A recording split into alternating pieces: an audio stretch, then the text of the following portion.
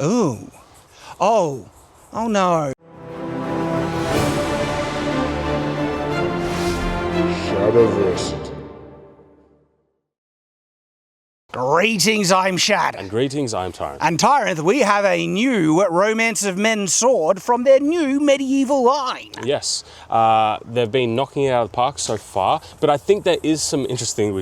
Obviously, we've started with the ones that we like the most first. Yes. Except for there's one more, which is in a behind-the-scenes thing that we are both really, really excited about. Oh, yes.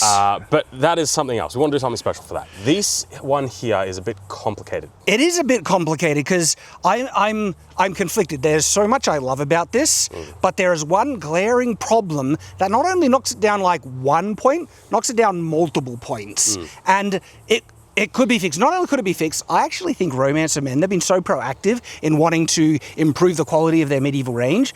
I think they are actually going to try and fix what we're going to point out about this. Do you want to show them the blade? Well, look at this. This is one of the things that I love about this sword. Yeah. This is a two-handed falchion.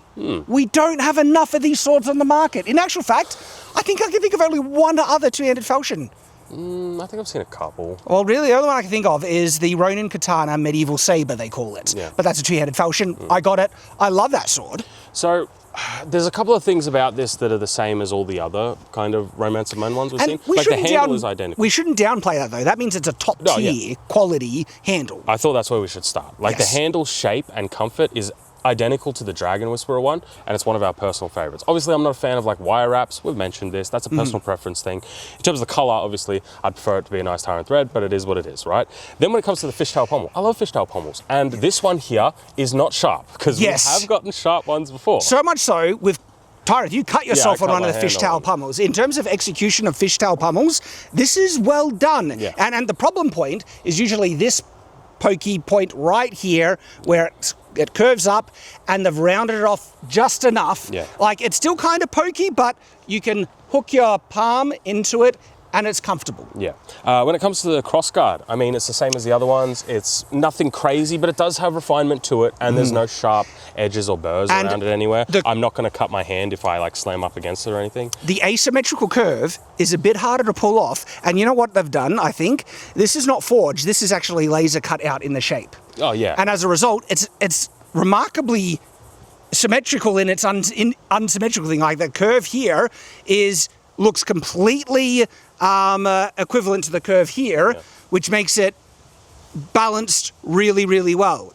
And so when you forge these asymmetrical ones, it's very common to get the curves different, and that's just a handmade kind of like flaw that adds a bit of charm. But this one is executed quite well.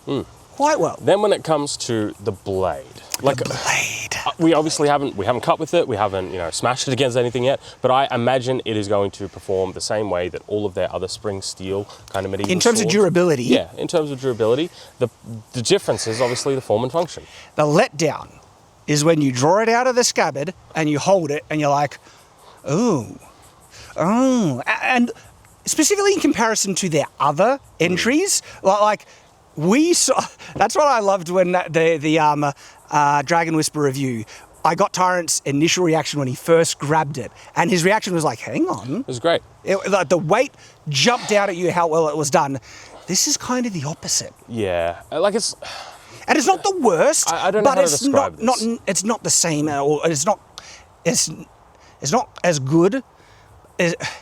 I've had worse. Well, the thing is, right, personally, I'm not going to gravitate towards something like this to begin with, right? So, like, personally speaking... What, the falchion? The aesthetic, yeah. I love the aesthetic. See, especially with this, right? That is something that does attract me. I love that they're doing a two-handed falchion, but the execution... And as you hold it, right? Yeah, as you hold it, the weight is just... You do this, and usually my reaction is like, okay, one-handed is going to feel sloppy. It's a bigger two-handed sword, so you put the second hand on, and oftentimes that fixes it.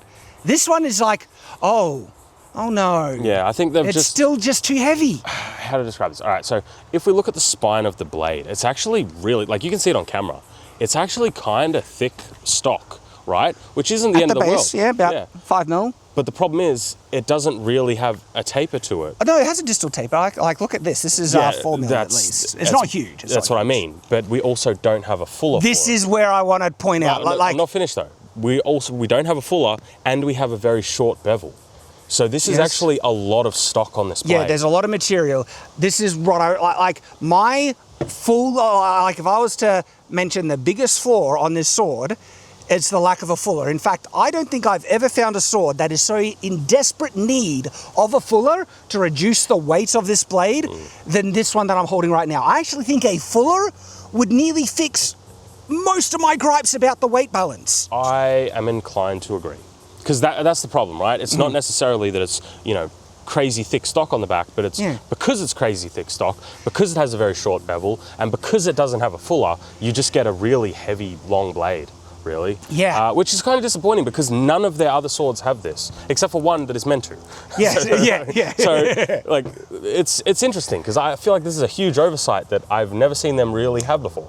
And I actually think that they're going to fix it. I feel like this is such a, when I say easy, they've put fullers on other blades before. They can put a fuller on these blades, and suddenly this could bump it up to nearly an 8 or a 9 out of 10 sword if they fix the weight profile. Because this really reminds me, we've spoken about all these swords kind of being manufactured in the same sort of place. This feels very much like a plug and play type of design and blade where they've gone, well, we're already using this handle, just use it again. We're already going to use these pommel crossguard again, and that blade will do. Where it's like, just... So let me just do really low effort, Yeah, but how does that cut though? Because it's a very short bevel with just a sharp edge. Well, look, Like that one there, I didn't feel it. That was like effortless magic, right? It's not fun to move around, okay? But in terms of just low effort... Because I think it's worth comparing. The Anduril was fun to move around. It was really nice to move around. But it sucked. It wasn't great to cut with. We had trouble cutting with it. Kind of. Because when I cut with my stand, which is more secure, it was great. So it's our stand. We've got to fix this bloody stand. So Tyranth has admitted that all the problems that I've ever had in cutting is clearly due to the sword stand, which I agree. No. But it is a factor. I agree. Thank you for... It's a factor. Our stand needs to be ASAP fixed. So this is going to make horizontal ones hard. It popped it though. This is cutting well, but it's not... It's just sharp though. It's not you can, but it's not fun. Yeah. It's not fun to move around. Where's the point of balance on it? It's pretty high. That's a pretty high point of balance. Yeah. We need to weigh it. We need to get an overall weight on this thing. Now this one does come in at $289. And I feel like that is a little cheaper than some of the other ones. It is. It's a good price. Point of balance, 11 centimeters from the guard. Was that 11 centimeters, you said? Yeah, more maybe. Yeah. It's not a good point of balance on this. The weight unsheathed is 1.5. 1.5 to 1.6. I think this is heavier. You reckon? We need to weigh it. It's sharp. Yeah, but it doesn't cut. It's sharp, so it's cutting through this medium, but it doesn't feel nice when it cuts through. It's just so heavy. No, it does not feel nice to cut with, but it cuts well. So let's... it's pretty close. I thought 1.7 is 1.63, and they said 1.5 to 1.6, was it? Yeah, 1.57 is what they say list on the actual thing. This feels like it's 2 kilos. Yeah, exactly. You could have a sword that weighs 1 kilo, but if it's balanced terribly, it's going to feel like it's more. Yeah. This feels heavy. Really not super into it. Because I can... that sailed through no problem. Yeah, but when you just push on it, you can feel that cross-section of just a thick bar kind of stopping it. It doesn't feel very good. And I think this is important because it's most people are going to cut with their blades, right? Especially if they're getting a battle-ready spring steel blade. Yeah. I assume you want to do at least basic cutting. And you want it to feel good. You want it to feel nice. That's the most important quality of a sword for us. Yeah, on the modern day, yeah, sure. It just doesn't feel again, same thing. Yeah, but it doesn't feel good. I like, it's so heavy you barely even feel it to begin with. And I think that's a problem. Yeah, hard to feel the vibration feedback. Because the longsword, the ROM, the Dragon Whisperer, they need to change that name, is really good. It feels great to cut tier. with. And even the arming sword felt fantastic. Just holding the Dragon Whisperer in my hand. Night and day. Night and day. This feels magic. And then just oh my gosh. Oh.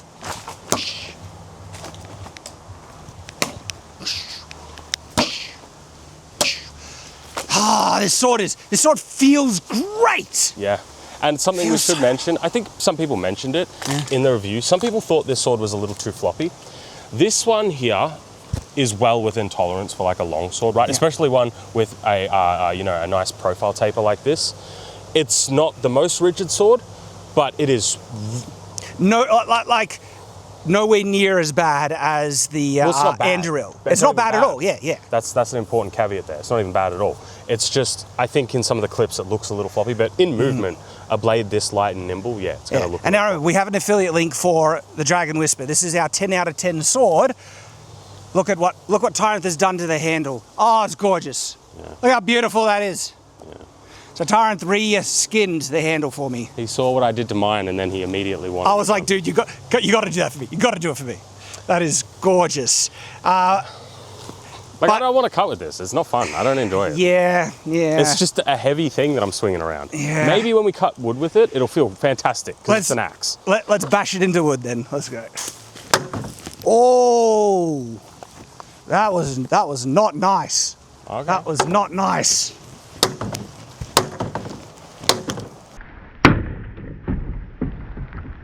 Atrocious. I'm interested to see what Tyranth thinks of it. It did sound solid. But solid-wise, it's a thick bit of steel. There's a beast on that front. But that was not nice.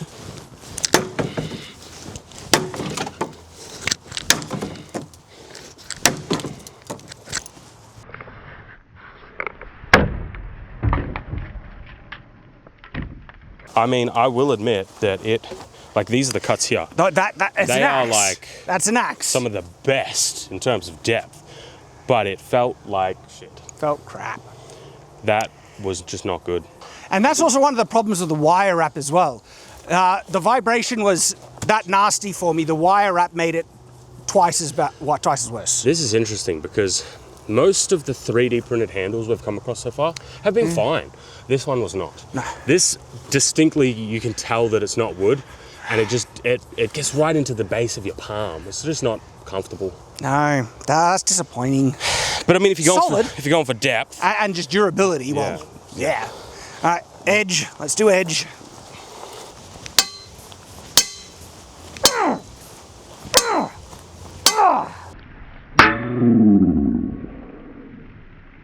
Like even the stitching is digging into my skin from the vibration. I'm curious to see how flats will do with this one.